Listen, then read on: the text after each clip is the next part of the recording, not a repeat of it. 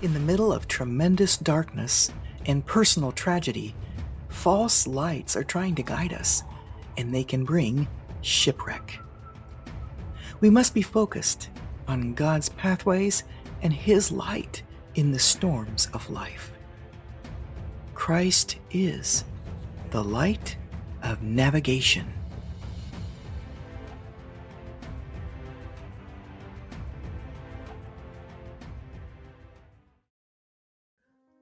Hello and welcome to the Light of Navigation and the God Stories. My name is Marguerite Lever-Woodall and I'm an author, speaker, and your host. I write short stories about real-life supernatural encounters with God, and I love to explore what it is, what it means to follow God's pathways. When the Vision podcast was published in November of 2024, this episode opened the door for a brief view of the future of this nation and the storms that are coming. Its message was an imperative for all of us to stay focused on the truest light to lead us, Jesus Christ, so these storms will not cripple or destroy us.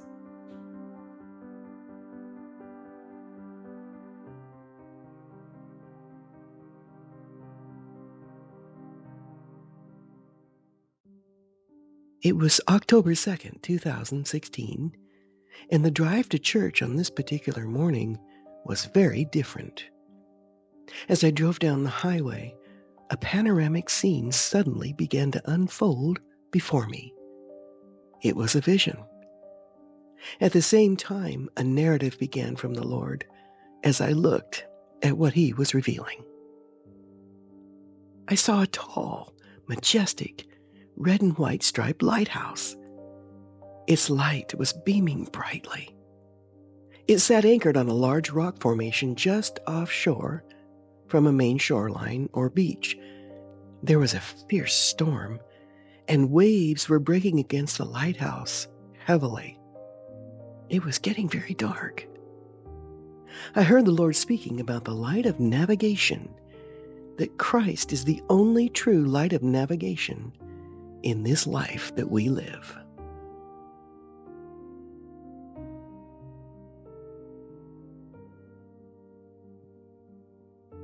I also saw giant bonfires blazing on a beach in another harbor that was farther down from the lighthouse and its location. The bonfires burned fiercely as a storm was moving in. Pirates or local natives would light these fires with the intent to deceive and lure any ships in the nearby shipping lanes into their harbor instead of the lighthouses. They knew these ships would be trying to escape the incoming storm. The bonfires were mimicking the lighthouse's light and the harbor that it pointed to. These pirates or natives knew that dangerous reefs underwater in their harbor would rip apart incoming ships trying to avoid the storm's fierceness. Using the bonfires as a reference point for navigation to another possible safe haven, instead of the lighthouse, the unsuspecting ships would sail into the waters with these unseen underwater reefs and be torn apart. After the ship was wrecked, all the pirates or natives had to do was wait for the ship's contents to wash ashore to take their plunder. The historical information about the pirates and natives was something I did not know about until the Lord shared it with me in the vision. The message was clear. We are not to be deceived by the false lights that the spiritual enemy of our souls tries to guide us with.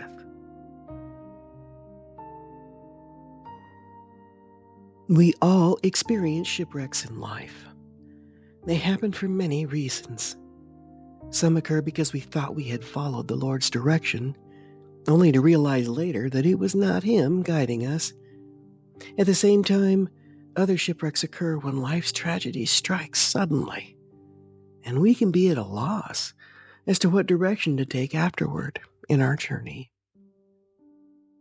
It is critical to stay focused on Christ in the difficulty of life's storms. If we're not careful, we can be distracted greatly by the pain of the circumstance. I asked the Lord, how do we know when the enemy is putting out a false light of navigation with his lies and deceptions? He replied, most often, it is the quick, easy, or convenient path that is illuminated. Few see my light of navigation in the midst of the storm because they're too busy trying to avoid the storm altogether. Christ is your light of navigation.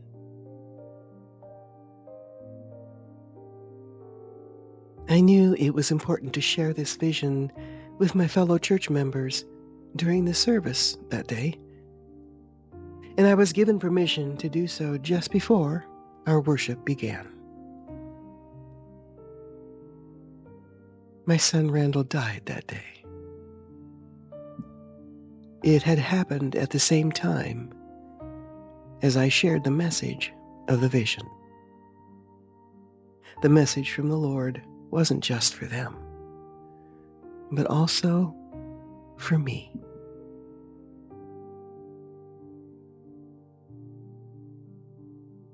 Storms are everywhere in most people's lives, and they are increasing.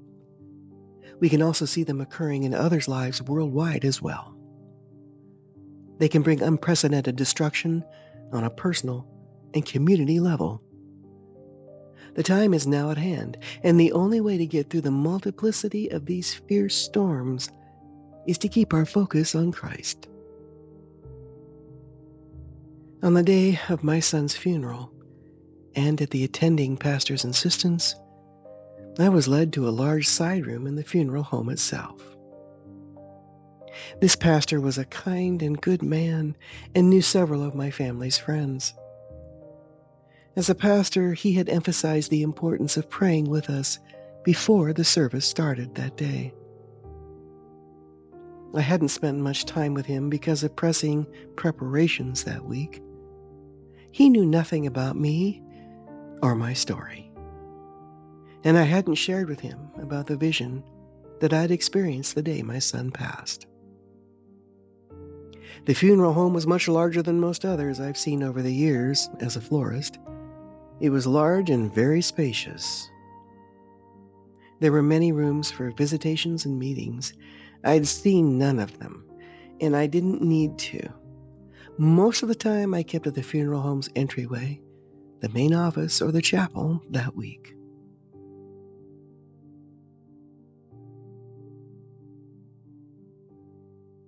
The side room we were directed to was beautiful and elegant, with finely appointed furnishings.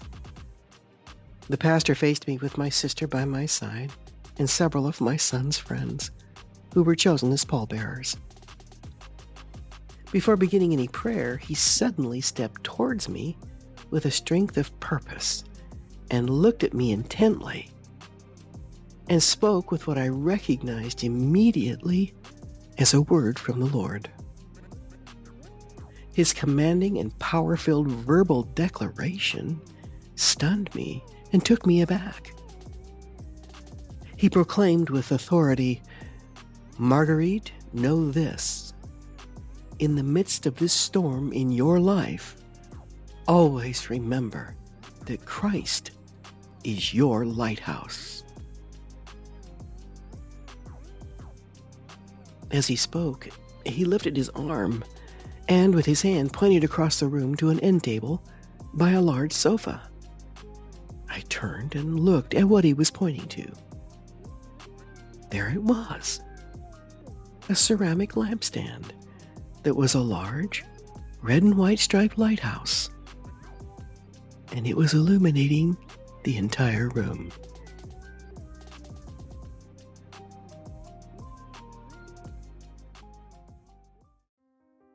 Thank you for taking time to listen to my story. If this podcast would encourage someone you know who's going through some very real personal storms in life, please pass it on. Your comments are valued, and subscribing is also deeply appreciated. In the next episode of the God Stories titled God and the GoFundMe, I'll be sharing about a supernatural setup. an intervention from God in a financially desperate situation. Let me ask you this. Do you think God is a GoFundMe kind of God?